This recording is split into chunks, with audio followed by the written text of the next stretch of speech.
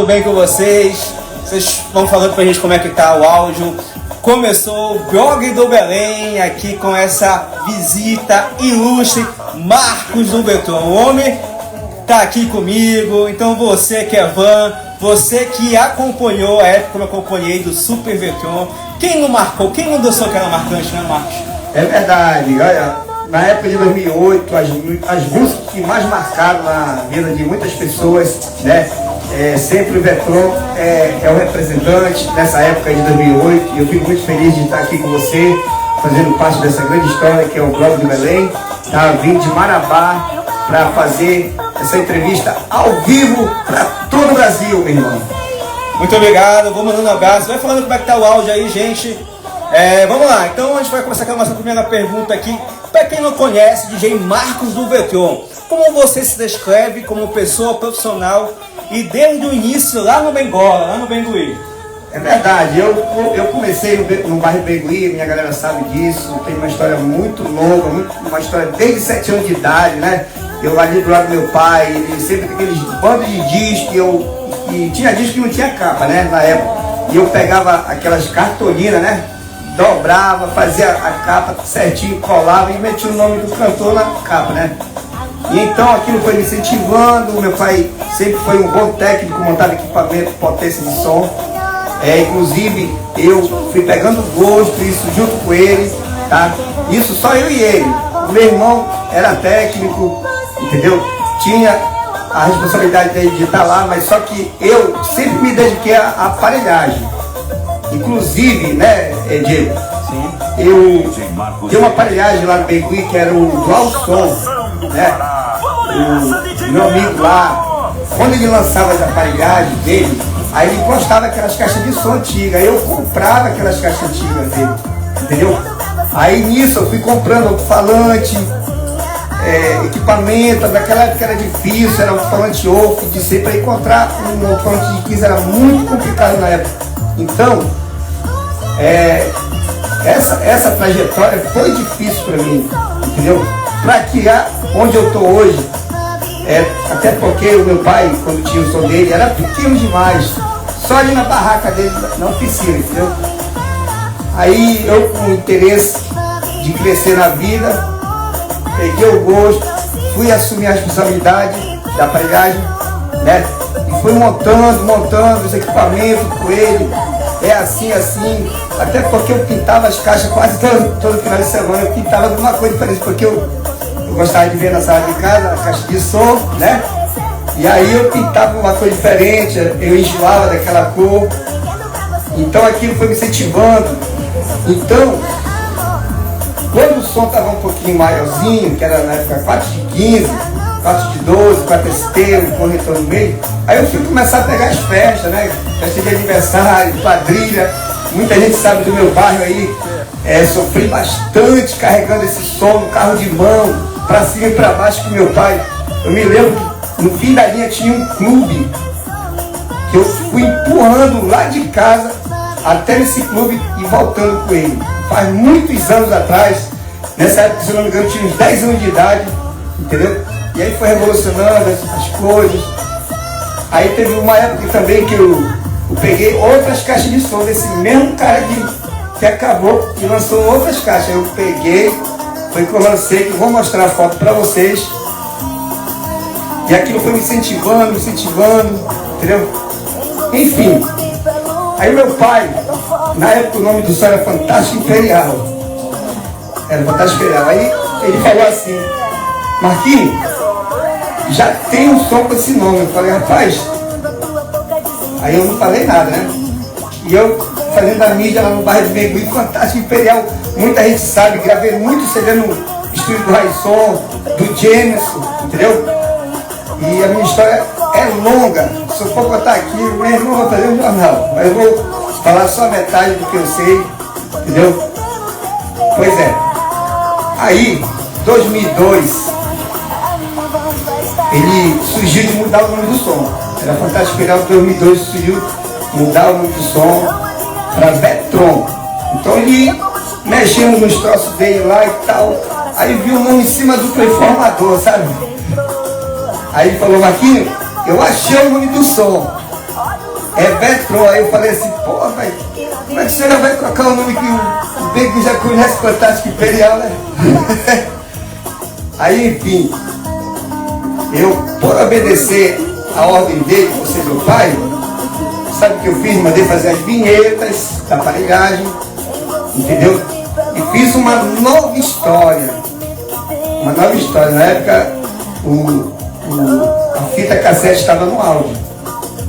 Cansei de gravar fita cassete no estúdio Raisson, lá na Jax, no Jameson, que era do meu amigo Dejalma, entendeu? E tocava as festas de aniversário, quadrilha, com as meninas brincam na rua. Então, cara, eu tenho uma história linda. Quando foi em 2002 que surgiu o CD também, aí eu resolvi, eu trabalhava numa loja de ferragem. O Gaiato na época era trabalhava de cobrador. E aí, eu falei pro meu patrão, é o seguinte, o CD no auge, né? Eu queria ganhar dinheiro. Aí eu falei, patrão, vou botar uma banca de CD na feira, na feirinha, vou começar a porra na feirinha. E o nome já era Vetron. Aí eu sou bonitinho. Tinha um amigo lá no bairro Begui, que era na feirinha. Tinha um bar, eu falei, bora fazer uma parceria aí, botar meu som. A gente racha, vende as bebidas, racha o muco, que era o Bar do Jura. Muita gente conhece o Bar do Jura naquela época, entendeu? Aí peguei esse contrato com ele, fiz a parceria. E isso foi me incentivando cada vez mais, entendeu? Quando a gente vem de baixo, isso fica no sangue, a gente não esquece. Aí, quando foi em 2002, lancei o primeiro volume 1 do Vetron, que era Laço Aberto na época, e A Conquista, que até hoje eu não sei onde é que está esse CD, só vi esse CD. É o CD mais tocado na época do volume 1, até porque, quando eu fui divulgar esse CD no comércio, fui levar o primeiro CD do comércio, olha só. Aí, falei, eu já comprava CD direto lá, ia todo dia comprar CD para revender na banca. Aí eu falei, meu amigo, eu vou deixar uma matriz aqui para te gravar, para mim, tá bom? Aí ele, eu acho que ele jogava fora. Ele não gostou do nome do som, né? Jogava fora. Aí o que aconteceu? Levei 2, 3 vezes e o CD não botava na banca para vender. Aí eu, com a inteligência, né? Sabe o que foi que eu fiz? Eu deixei pago 30 CD, vou deixar pago 30 CD e amanhã vim buscar. Aí o que foi que eu fiz? Peguei 10 e deixei 20. Isso eu vinha fazendo. Passou 1 ano, 2 anos, 3 anos fazendo isso. E aí, teve um momento que o pirateiro lá da área do comércio falou assim, Marcos, tá saindo o CD. Eu falei, beleza, é agora. E eu incentivei, né? E fazendo CD, matriz e jogando a pirataria.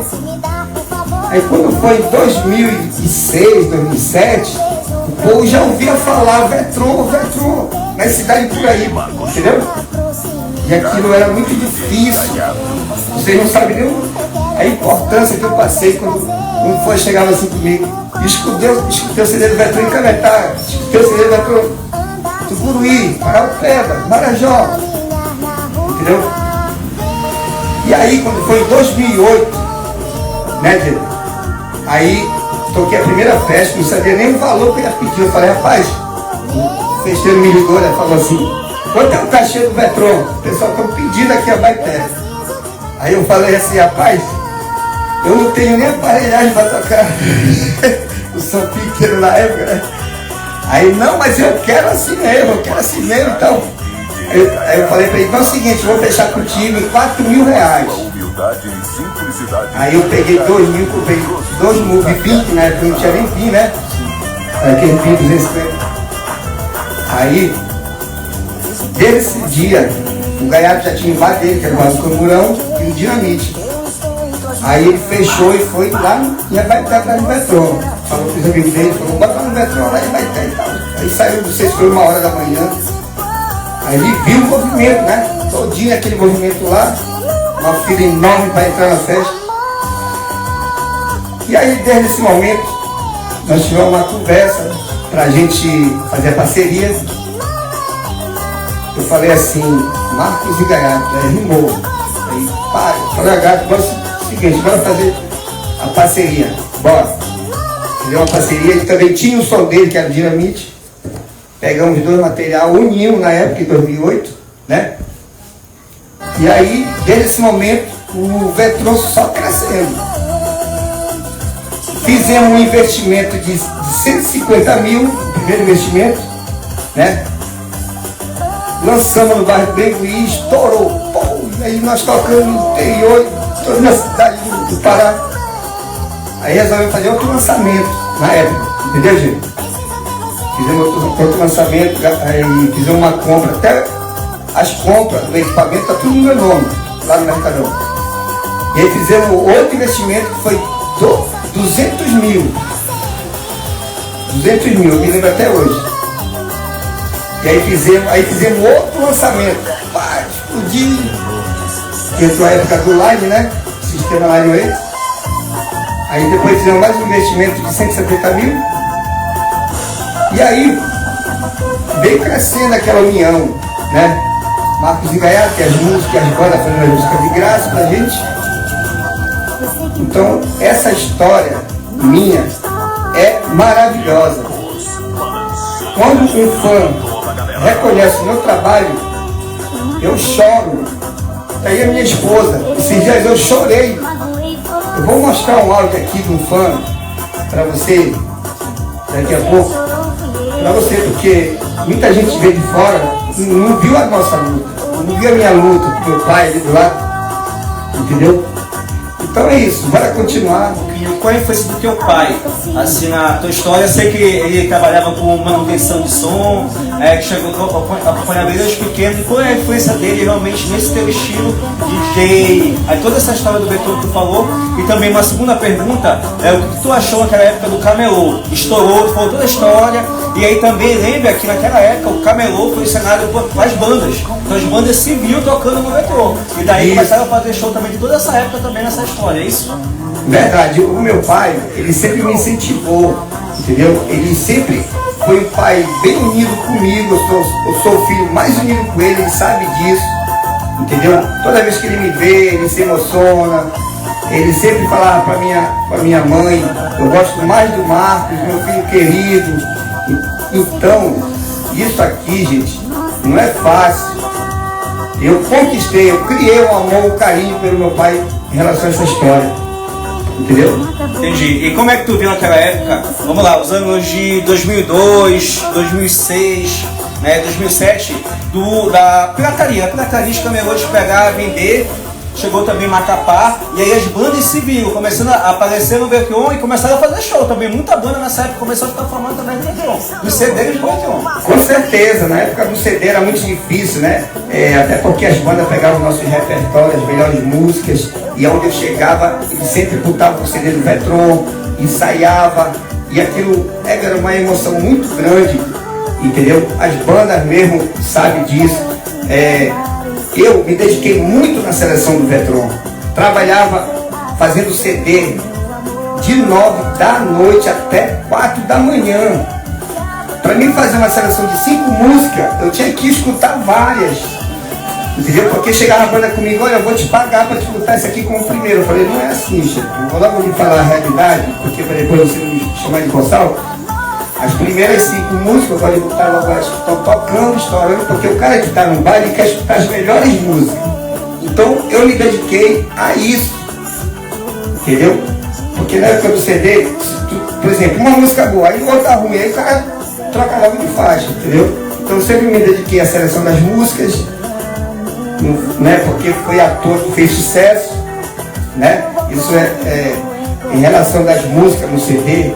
É muito importante, era muito importante na época, entendeu? Entendi. Vamos mandar um abraço quem está aqui ao vivo na nossa live, não deixe de compartilhar, segue lá, Blog do Belém, aqui com o DJ Marcos do Vetron, o homem está aqui comigo! Vamos lá, mandar um abraço. Muito obrigado a você que está aí na nossa live, vamos continuar aqui, né, nossas perguntas. O Marcos está de cara a cara com Belém, olha!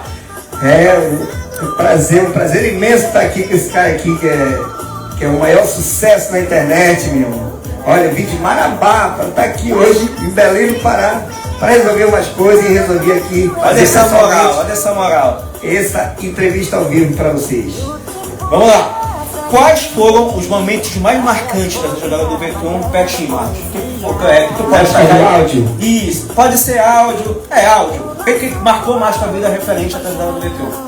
Fato marcante. O que marcou muito nos lugares que eu conheci, né? Eu tinha muita vontade de estar viajando, conhecendo muitos lugares, hotéis bons, comidas boas, pessoas boas, que hoje eu tenho muitas amizades em todo o estado do Pará, onde eu chego, sou bem querido, né? Assim como eu, o Gaiato também.